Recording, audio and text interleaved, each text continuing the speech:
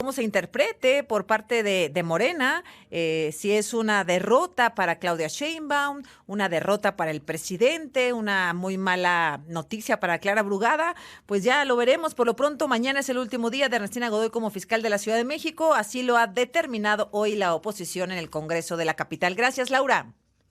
Buenas tardes, un abrazo, Susana. Igualmente para ti, Javier Martín Reyes, investigador del Instituto de Investigaciones Jurídicas de la UNAM en la línea. ¿Cómo estás, Javier? Buenas tardes.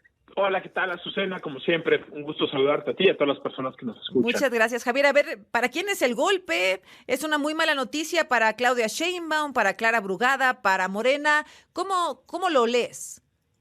Pues mira, yo creo que esto admite lecturas por lo menos en dos planos, ¿no, Azucena?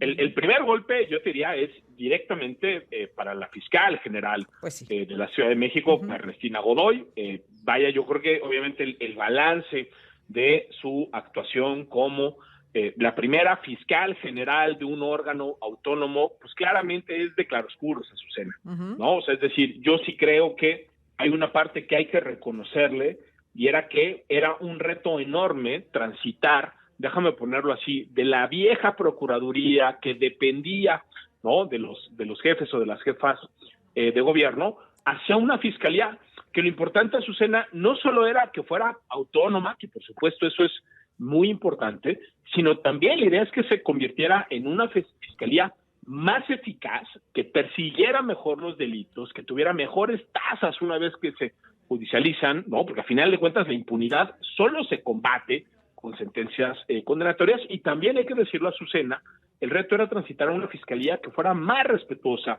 de los derechos humanos. A ver, ¿no? déjame hacer un paréntesis aquí. ¿Te parece, Javier Martín Reyes, que fue una fiscalía autónoma e independiente? No, hombre, yo creo que precisamente en ese rubro, Azucena, es donde nunca vimos una fiscalía realmente autónoma. Yo creo que sí hubo diversas áreas y procedimientos y maneras de actuar y de articularse de la Fiscalía General que hay que reconocer. O sea, las fiscalías en todo el país en general son un desastre, digamos, desde la Fiscalía General de la República hasta la inmensa mayoría de las fiscalías locales, y yo sí creo que hubo algunas mejoras en términos de procedimientos, de protocolos, de articulación, de generación de capacidades, de análisis de contexto. Pero claro, lo que terminamos viendo en buena medida durante estos años fue una fiscalía excesivamente cercano al gobierno. Y lo decían además, ellos se presentaban, y hablo de ellos porque era el secretario de Seguridad, Omar García Harfuch, a quien tampoco Claudia Sheinbaum logró dejar en la candidatura a la jefatura de gobierno de la Ciudad de México. Hablo de ellos porque era Omar García Harfuch como secretario de Seguridad, Ernestina Godoy como fiscal de la Ciudad de México y Claudia Sheinbaum como jefa de gobierno. Se presentaban así. Totalmente, ¿no? Incluso están estos videos que circulan, ¿no?, donde la jefa de gobierno le habla a la todavía fiscal, como si fuera de nueva cuenta una secretaria, ¿no?, alguien que trabaja con ella. O sea, es decir, creo que es en los hechos, más allá de que la Constitución de la Ciudad de México dice que es una fiscalía autónoma, en los hechos vimos una fiscalía excesivamente cercana al gobierno de Claudia Sheinbaum.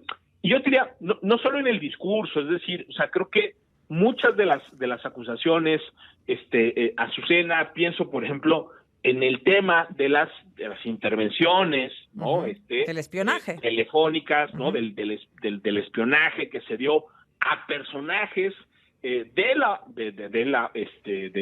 oposición.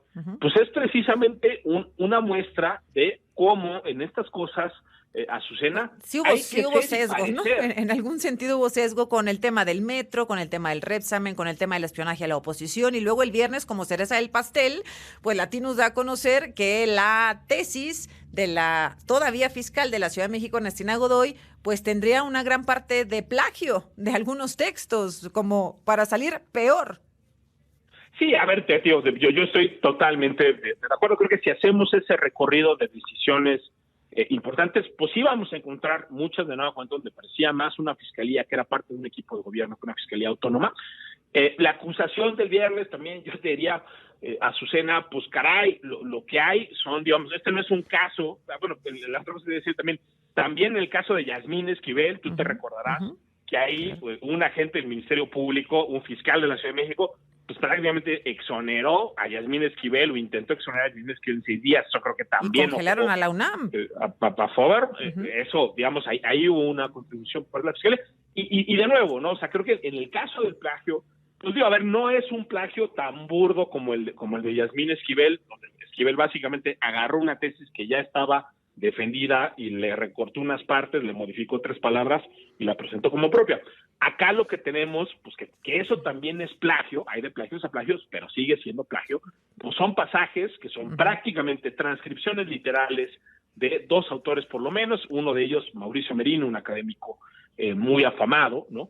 Y creo que lo que indigna a Azucena, pues no solo es el tema del plagio, que de por sí es grave, y yo creo que tenemos un problema sistémico en México en esa materia, sino también es la respuesta. O sea, a mí me sorprendió mucho los términos de la respuesta por parte de la Fiscalía General y de ella en particular, pues ahora sí que yo te diría con un comunicado, pues que es retórica pura, que de nueva cuenta se trata de victimizar, dice que esto es una campaña, que si de la oposición... Sí, pero además utilizando a la Fiscalía para defender un tema personal. Claro, porque a ver, de nueva cuenta, lo que hizo Ernestina Godoy cuando era alumna o tesista de la UNAM no es algo que está relacionado con su desempeño como fiscal. Entonces, eso tenía que ser una respuesta individual definida por vías, ¿no? Personales. Individuales, y no utilizar los recursos de la Fiscalía para defender a la fiscal de un tema que en sentido estricto no está relacionado con su función, sino que tiene que ver con su ámbito privado académico. Ahora, Ernestina Godoy no se va a quedar sin trabajo porque ya dijo el presidente, yo aquí la recibo en el gobierno, en lo que le queda de su gobierno, seguramente Claudia Sheinbaum también, hoy Ricardo Monreal, muy oficioso, ya sabes, Ricardo Monreal diciéndola... debería haber sido propuesta como senadora o ser propuesta como senadora, no sé, sin trabajo no se queda, así que bueno, por lo pronto mañana se va. La pregunta, Javier, ¿qué sigue? ¿Cuál es el procedimiento en breve para nombrar al siguiente fiscal o a la siguiente fiscal?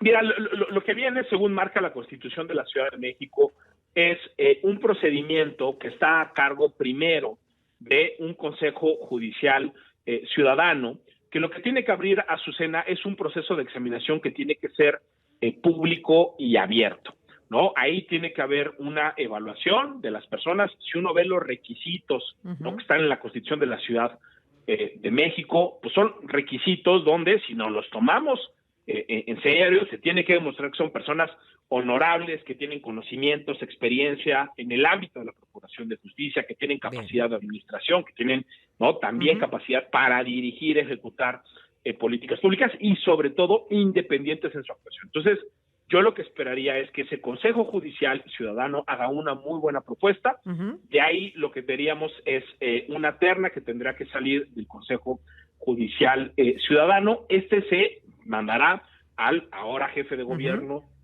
Martí Batres, quien tendrá 15 días nada más, 2 semanas para hacer una propuesta, es decir, para elegir a una propuesta que tendrá que ser una propuesta de designación, y después la última palabra la tendrá el Congreso de la Ciudad de México, y ahí, de nueva cuenta, al igual que para la ratificación se necesitaban 2/3 partes, Azucena, también para esto se necesitan 2/3 partes para nombrar a la nueva persona titular. ¿Cuántas propuestas puede enviar el jefe de gobierno? Si se rechaza la primera... Aquí, por fortuna, no tenemos en la Constitución de la Ciudad de México ninguna disposición similar a como esa aberrante disposición que tenemos para el caso de la Corte. Entonces, tendríamos que ver una designación por 2/3 partes. Aquí no hay lugar, en términos de la Constitución de la Ciudad de México, lugar para el dedazo, Azucena. Gracias, Javier. Buenas tardes. Igual, Azucena, un abrazo muy fuerte. Que estés muy bien.